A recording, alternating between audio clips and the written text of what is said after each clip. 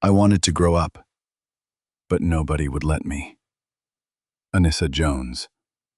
On the morning of August 28, 1976, police officers surrounded a quiet house in Oceanside, California.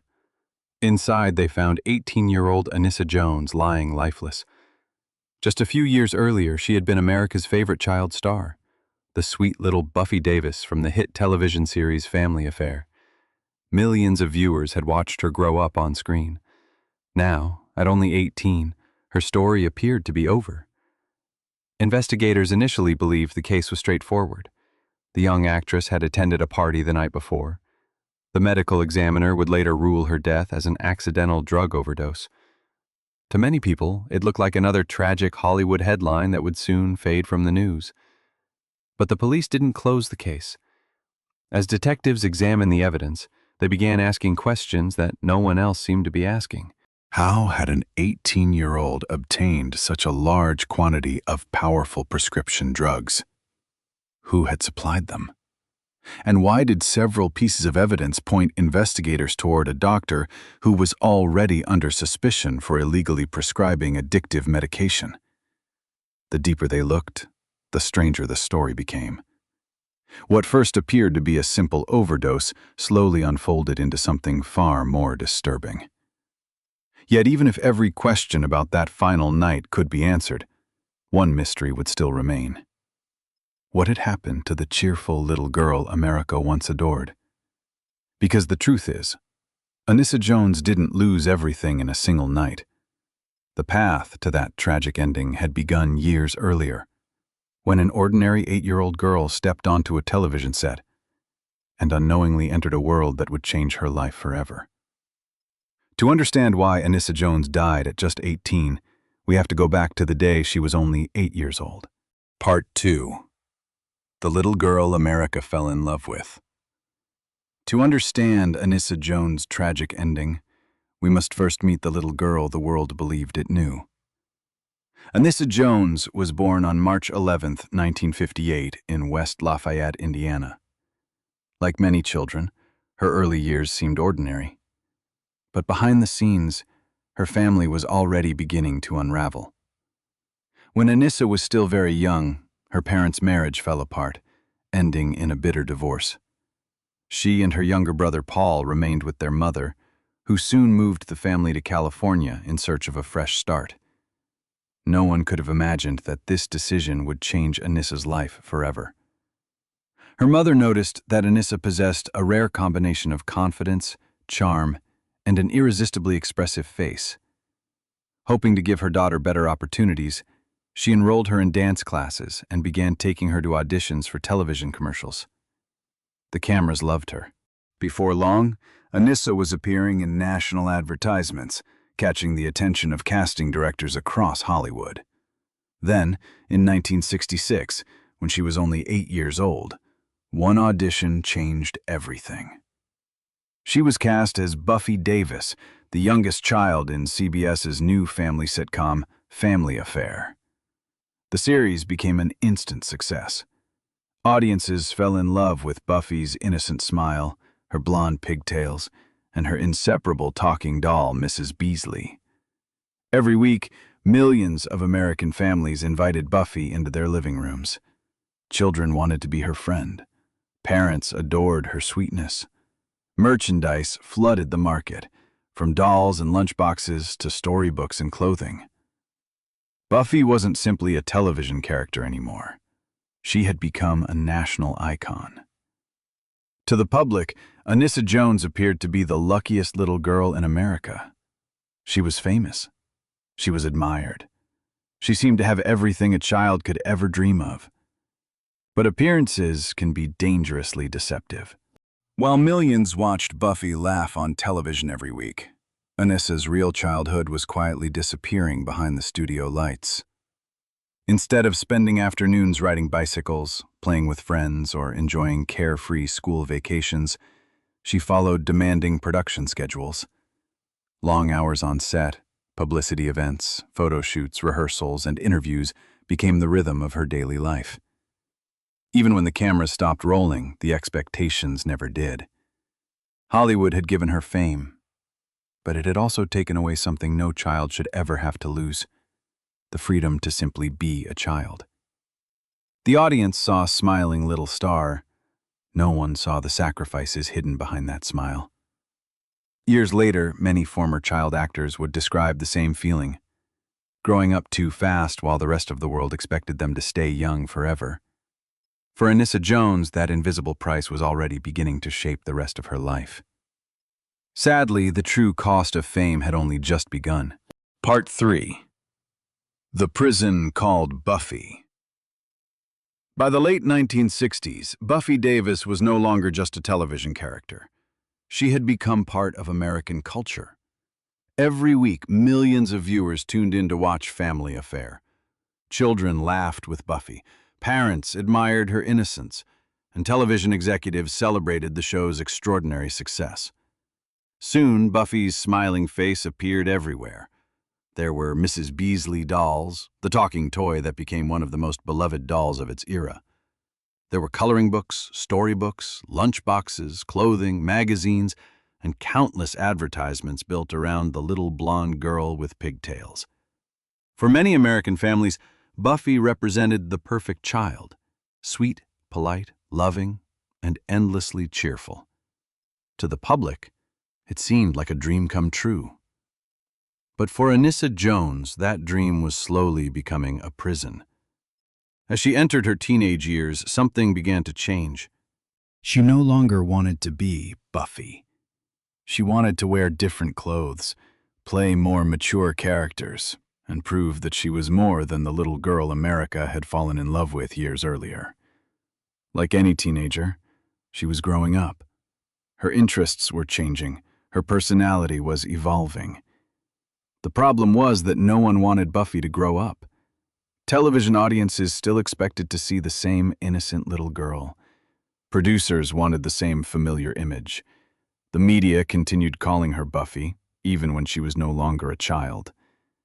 It was as if Anissa Jones had disappeared, leaving only the character behind. Friends later recalled that she became increasingly frustrated with being recognized everywhere as Buffy. She wanted people to remember her real name. She wanted to be taken seriously as an actress, not simply remembered as a child star. But Hollywood has always loved familiar faces. It celebrates the image that makes money. And once that image is successful, it rarely allows anyone to escape it. For Anissa, fame had become an invisible cage. The role that had made her famous was now preventing her from becoming the person she wanted to be. This was the greatest tragedy of her young life. Hollywood loved Buffy, but almost no one was interested in meeting the young woman Anissa was becoming. Every birthday pushed her further away from the little girl audiences adored. Yet every attempt to leave Buffy behind only reminded her that the industry refused to let her grow. Ironically, she had spent years pretending to be someone else. Now she couldn't convince anyone that she was herself. When Family Affair finally ended in 1971, after 5 successful seasons, Anissa felt something she hadn't experienced in years: hope. She believed the hardest chapter of her life was finally over. The little girl named Buffy had said goodbye. Now, she thought, her real career could finally begin. She had no way of knowing that Hollywood was about to close far more doors than it would ever open. Part 4. Hollywood wouldn't let her grow up.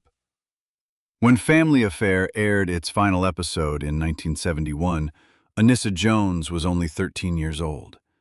For the first time in years, she believed she had a chance to leave Buffy behind. She was no longer the little girl with blonde pigtails. She was becoming a teenager with bigger ambitions. More than anything, Anissa wanted to prove that she wasn't just a former child star. She wanted to be recognized as a serious actress. But Hollywood had already made up its mind. To casting directors, she wasn't Anissa Jones. She was Buffy.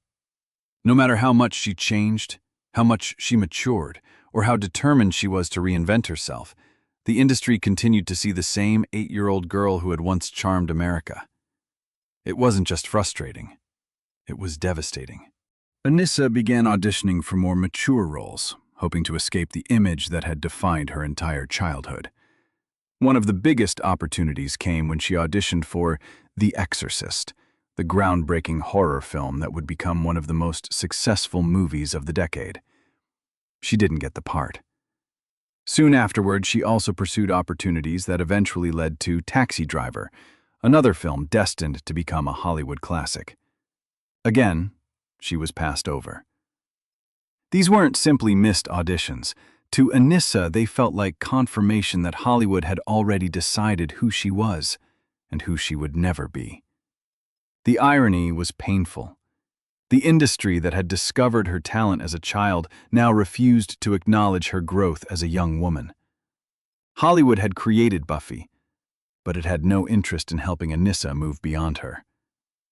As rejection followed rejection, the phone stopped ringing. The scripts stopped arriving. The little girl who had once been welcomed into millions of American homes suddenly found herself with nowhere to belong. For many former child actors, this is the most difficult transition of all. Childhood fame often creates an identity that becomes impossible to escape. Audiences want the child they remember, while producers hesitate to take risks on someone so closely associated with a single iconic role. Anissa found herself trapped between two worlds. She was too old to continue being Buffy, yet Hollywood refused to see her as anyone else. Each failed audition chipped away at her confidence. Each rejection made her question whether she had ever been valued for her talent or simply for the character she had played. The dream that had once seemed limitless was quietly slipping away. Without work, without direction, and without the identity she had carried since childhood, Anissa was left searching for a place where she could finally feel accepted. Unfortunately, that search would lead her toward people who offered escape instead of hope.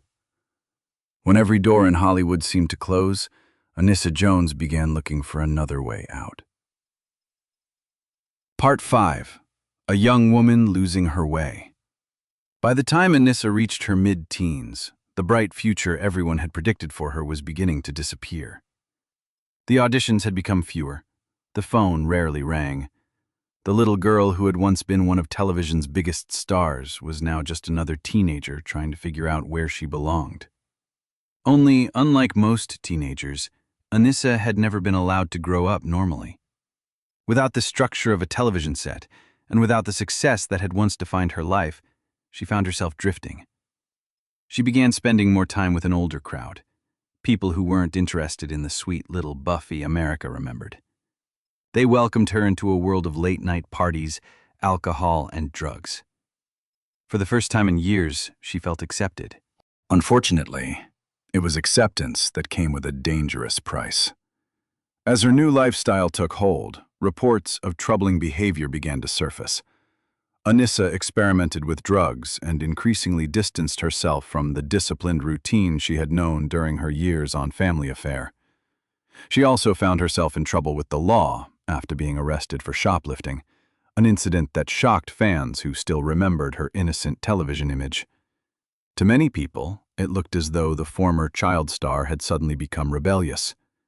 But those closest to her saw something different. They saw a young woman who seemed lost. Someone desperately searching for an identity after spending most of her childhood pretending to be someone else. Then another devastating blow arrived. In 1974, Anissa's father died. Although their relationship had been complicated following her parents' divorce, his death left another emotional wound that she struggled to process. The loss deepened her feelings of loneliness and instability at a time when she already felt disconnected from the life she once knew. At home, tensions with her mother continued to grow. Their arguments became more frequent as Anissa pushed back against rules and expectations. Her mother worried about the people her daughter was spending time with and the choices she was making. Anissa, meanwhile, believed she was finally taking control of her own life after years of living under the control of television producers, agents, and adults who had planned every step of her career. Neither realized how quickly things were slipping beyond anyone's control. Without a successful acting career, without a clear purpose, without the childhood she had never truly experienced, Anissa found herself moving further away from the hopeful young actress she had once dreamed of becoming. She wasn't simply rejecting authority. She was trying to fill a void that fame had never been able to satisfy. Sadly, the people around her offered temporary escape instead of real support. Then, just as her life seemed to be spinning further out of control, something happened that would accelerate her downward spiral. When Anissa turned 18, she gained access to every dollar she had earned as a child star, a fortune that had been waiting for her since the days she played Buffy. Part 6. The Fortune That Became a Curse. On March 11, 1976, Anissa Jones turned 18. For most young adults, that birthday marks the beginning of independence. For Anissa, it marked the beginning of the end. Since her years on Family Affair, nearly $200,000, the equivalent of well over $1 million today when adjusted for inflation, had been held in trust until she reached adulthood. It was money she had earned during the years America watched her grow up on television. At last, it belonged to her. To many people, it seemed like a dream. An 18-year-old former television star with financial freedom and her whole life ahead of her. But Anissa wasn't receiving that fortune at the beginning of a stable life. She was receiving it at the lowest point she had ever known. Her acting career had stalled. Her relationship with her mother had nearly collapsed. She had lost direction, lost confidence, and surrounded herself with people who encouraged the worst parts of her life instead of the best. The money didn't create those problems. It simply removed the last barriers that had been slowing them down. With almost unlimited cash at her disposal, Anissa threw herself into a lifestyle of constant parties, expensive gifts, and reckless spending. Friends were always nearby when the bills needed to be paid. New acquaintances appeared almost overnight. Wherever there was a party, Anissa seemed to be welcome. But few people were interested in protecting her. Most were simply enjoying what she could provide. As the months passed, her drug use became increasingly serious. Prescription pills mixed with alcohol. The nights became longer. The mornings became harder to remember. Those closest to her noticed that she was growing thinner, more exhausted, and emotionally distant. The cheerful little girl who had once brought comfort to millions of television viewers was becoming almost unrecognizable. Money, which should have represented years of hard work and a chance to build a new future, was disappearing at an astonishing rate. Within only a few months, Anissa had spent, or lost access to, most of the fortune she had earned throughout her childhood. The people around her kept changing. The parties never seemed to end. But the opportunities to rebuild her life grew fewer with each passing week. Looking back, many people would later say the warning signs were everywhere. She was isolated from those who genuinely cared about her. She was relying more heavily on drugs. She was surrounded by people who benefited from her vulnerability, and she was carrying emotional wounds that had never truly healed. Yet no one, or perhaps no one with enough influence, was able to stop what was coming. The smiling child America had once embraced was now standing at the edge of a cliff, and almost no one realized how close she was to falling. Just a few months later, Anissa Jones accepted an invitation to a party from which she would never return. Part 7. The Investigation That Changed Everything. On the surface, Anissa Jones' death appeared to be another tragic overdose involving a former child star. But as investigators began piecing together the evidence, they realized this story was far more complicated than anyone had imagined.